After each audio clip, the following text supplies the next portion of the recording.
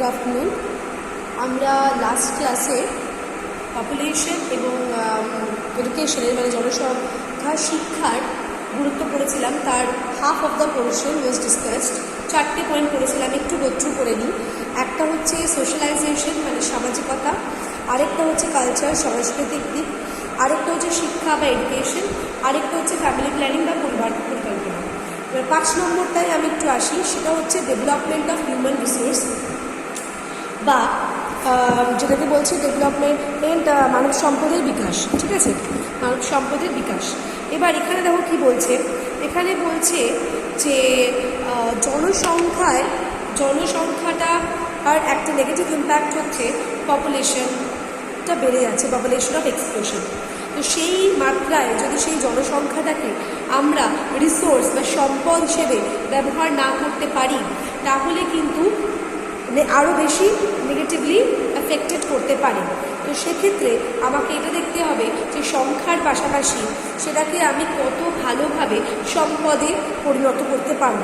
সংখ্যাটাকে যদি প্রপার রিসোর্সে পরিণত করা যায়, তাহলে তার ইম্প্যাক্ট কিন্তু অনেক বেশি ভালো হবে।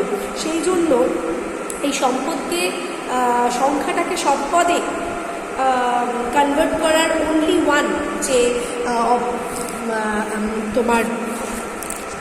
ওয়ান যে রিকোয়ারমেন্ট সেটা হচ্ছে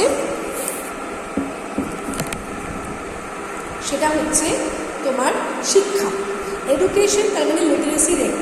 the increasing amount of literacy rate we mainly need for converting the resources into converting the number into the proper এবং important resources.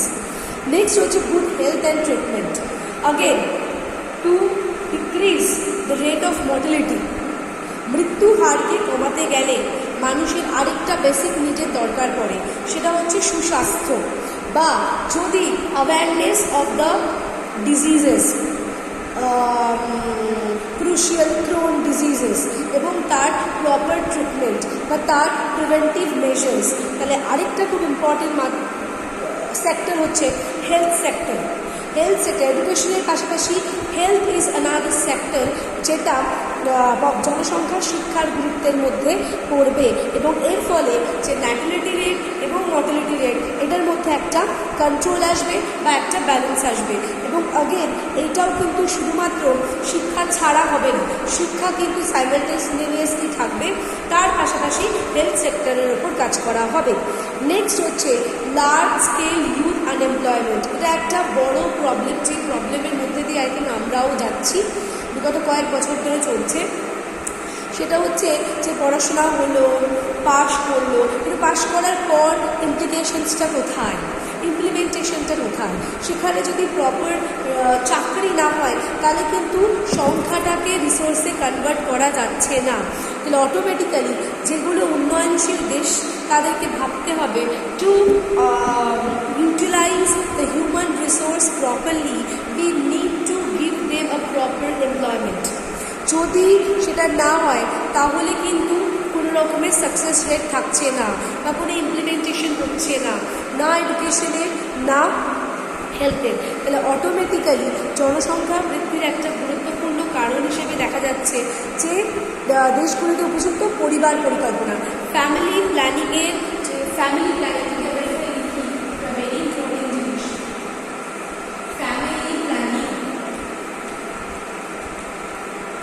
এইটা একটা গুরুত্বপূর্ণ জায়গা।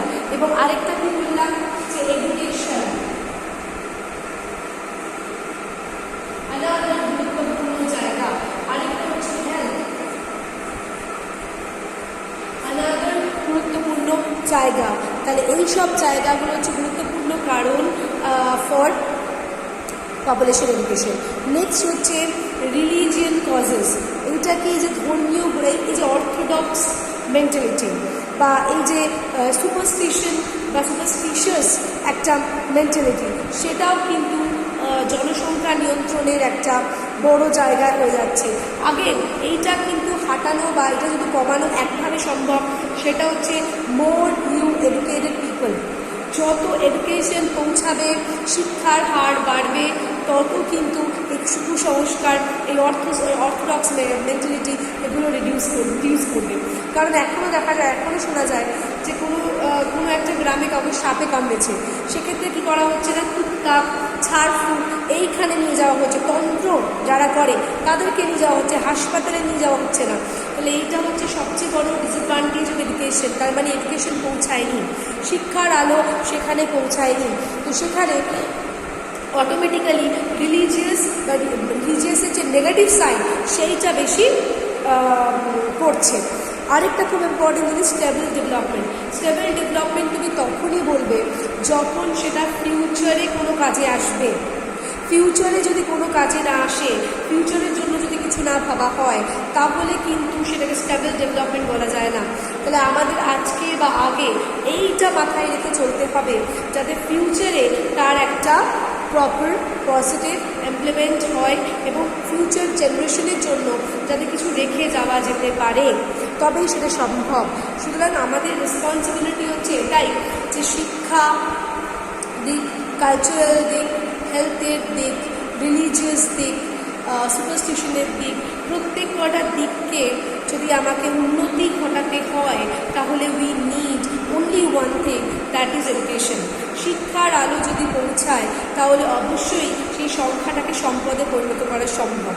লাস্টলি যেটা কনক্লুশন, সেটাতে আসলে আমার বলতে হবে যে জনশিক্ষাটা করবো এর জন্য, কারণ তার মাধ্যমে ধারণা, তার সংজ্ঞা, তার উদ্দেশ্য, তার ব্যবহারিক দিক মানে প্রয়োগ, এগুলো আমরা যত বেশি ভালো জানবো, আত্মস্থ করব, তত কিন্তু আমরা জিনিসটাকে এক্সপ্যান্ড করতে হেল্প করবে। এবং এইভাবে শিক্ষার উপাদানগুলিকে ব্যবহার করে আমরা কিন্তু ছাত্রছাত্রীদের মধ্যে মূল্যবোধ, ভ্যালুজ, মোরালস এগুলো তৈরি করতে পারব। এবং এটা আমাদের যে জীবনযাত্রা, লাইফস্টাইল, এটার মানটাকে উন্নত করবে এবং তত বেশি আমরা সাবধান হব কোনটা আমাদের করা যাবে। ডুজ অ্যান্ড ডোন্টস এগুলো জানাটা খুব জরুরি এবং এর ফলে জীবনযাপনের স্তর, সম্পদ, তার গতি, প্রকৃতি, সামাজিক রাজনৈতিক পরিস্থিতি, বিকাশের প্রক্রিয়া, এই সবটা কন্ট্রোল করা বা প্রত্যেক কটা কিন্তু একে অপরের সাথে ইন্টারকানেক্টেড এবং এডুকেশন কিন্তু ঠিক এইভাবে প্রত্যেককে দেখে রেখেছে। তো এই 5টা সূচক কিন্তু আরও 5টা উপসূচকের উপর নির্ভরশীল। তো অল আর কানেক্টেড। তো শুধু এডুকেশন দিয়ে যেমন পুরো জিনিসটা দেখা যাবে না, ঠিক তেমনিভাবে শুধু ওটা দেখলাম এডুকেশন মানে নিরক্ষরই রয়ে গেল, তাহলে কিন্তু কিছু সম্ভব না। তাহলে মেন জিনিসটা যেটা বুঝলাম সেটা এটাই যে জীবনযাত্রার মান যেহেতু একটা কমপ্লিকেটেড, একটা চেঞ্জিং বা ডাইনামিক এবং একটা লিটারাল কনসেপ্ট, তো সেক্ষেত্রে জনসংখ্যা শিক্ষার ধারণাটা for betterment of our lifestyle is very important. এবং এইভাবেই এই ধারণাকে তোমরা যখন ছাত্রছাত্রীদের কাছে তোমাদের সাবজেক্টগুলো নিয়ে পৌঁছাবে, তখন তার এই দিকগুলোকে হাইলাইট করা, মানে ব্যবহারিক দিকগুলোকে হাইলাইট করা, কোনটা করা যায়, কোনটা করা যায় না, কেনই বা শিক্ষা ইম্পর্টেন্ট, কেনই বা এই পোর্শনসগুলো আমাকে পড়তে হবে, তার ব্যবহারটা আমি কোথায় করবো ইন রিয়েল লাইফ, এগুলো কিন্তু ভীষণভাবে ইম্পর্টেন্ট। সুতরাং আমাদের যেটা লাস্ট টপিক ছিল সেটা আমাদের শেষ হলো এবং এই রিগার্ডিং যে কোয়েশ্চেন অ্যান্সার সেগুলোতে আমরা প্রত্যেক কোয়েশ্চেন স্পেসিফিক্যালি তোমরা কিন্তু এলএমএসে পেয়ে যাবে। Thank you for the class.